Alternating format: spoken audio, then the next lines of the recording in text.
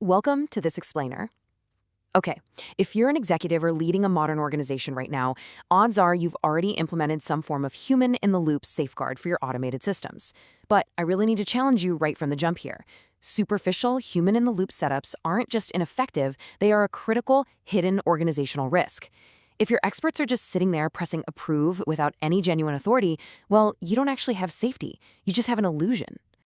Okay, let's dive into this. We've got a great roadmap today, covering everything from the trap of liability laundering and the psychology behind alert fatigue to the real-world costs of structural disempowerment. Then, we'll wrap up with the 5 essential pillars you absolutely need to build resilient AI governance. By the time we're done, you're going to have a concrete, strategic framework for truly safe automation. So let's kick things off with our first topic, the liability laundering trap. First things first, we need to completely dismantle the assumption that simply having a human physically present in a workflow somehow equates to genuine oversight. It doesn't. And this brings us to a really crucial concept called liability laundering. This happens when organizations create the mere appearance of accountability through nominal human review, while the actual risk-generating decisions remain completely automated. It's essentially a smokescreen where you're unfairly shifting legal and reputational blame onto human operators who literally lack the real authority to intervene. And this brilliantly illustrates the core of the problem. We have all seen setups exactly like this in our own compliance departments, right? A structurally disempowered reviewer who is just hopelessly trapped in a high-volume compliance pipeline. They're staring at screens, completely overwhelmed by automated metrics, and totally disconnected from genuine decision-making. When a human being's job is reduced to repetitive box checking, they aren't actually a safeguard anymore. They're just another cog on the automation machine. Now, to put some real business urgency behind this, think about this number. $1.9 billion. That is the massive penalty HSBC faced from the DOJ back in the early 2010s. Their automated systems were practically spitting out millions of alerts, but they completely lacked any adequately structured human review process. That is the staggering, real-world financial reality of treating compliance as nominal theater rather than genuine governance. Which leads us directly into our second core issue, alert fatigue and deviance. To really understand why oversight breaks down, we have to look at basic human psychology. Sociologist Diane Vaughan coined a brilliant term for this, the normalization of deviance. When she was analyzing the NASA Challenger disaster, she noted how engineers gradually accepted anomalous O-ring behavior simply because previous flights hadn't failed. It's a Trojan horse, you know? The risk sneaks in quietly, slowly eroding the threshold of safety as human oversight inevitably degrades in highly repetitive, seemingly low-consequence environments.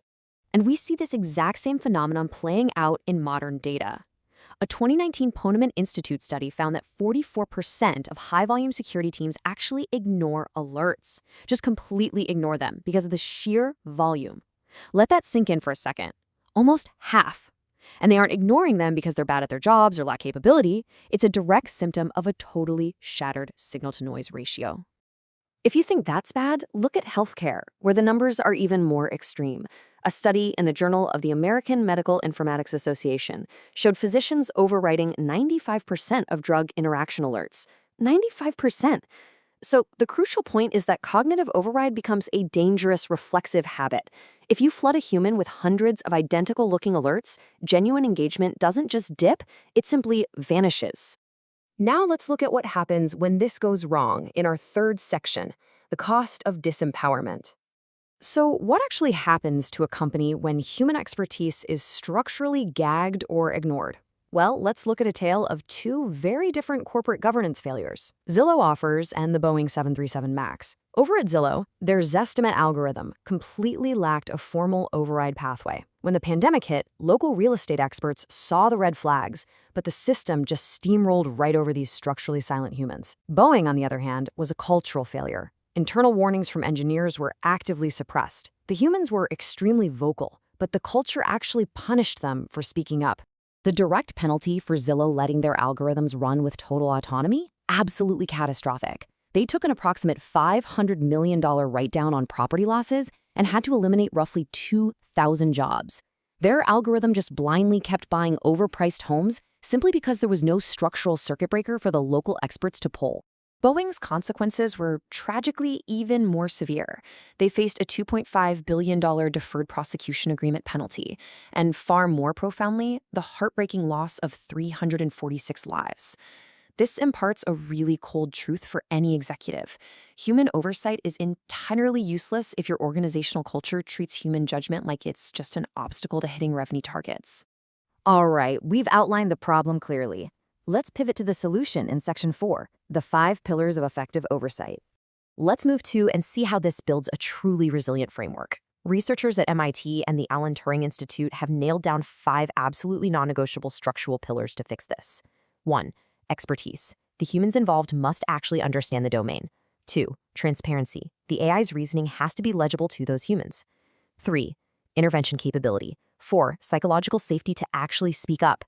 And 5. Organizational response. That right there is how you turn compliance theater into genuine governance. Procedurally, the ideal flow of a human intervention should look exactly like this. First up, the human uses their domain expertise to evaluate legible, understandable output. Second, they hold frictionless authority to hit pause or escalate the issue. And third, and this is where so many companies drop the ball, that concern absolutely must enter a documented, time-bound resolution process. I literally cannot stress this enough. An escalated signal that just disappears into organizational silence, that equals zero oversight. And that leads us perfectly into our final section, building resilient AI governance for the future.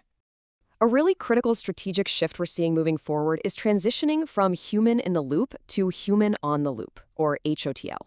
Instead of having humans manually approve individual outputs, which, as we've seen, scales terribly and directly causes alert fatigue, HOTL positions humans at a meta level. They design, they audit, and they recalibrate the boundaries of the system itself.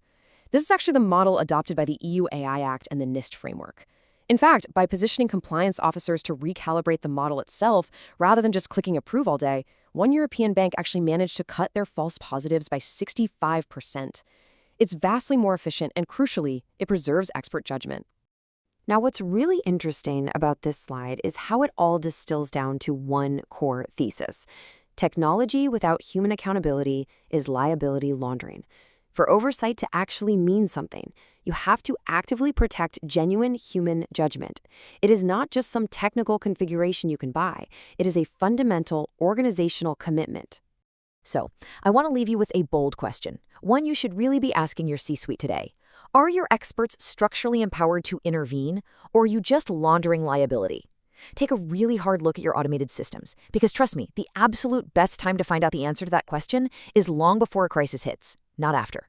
Thank you so much for joining me for this explainer, and I'll catch you next time.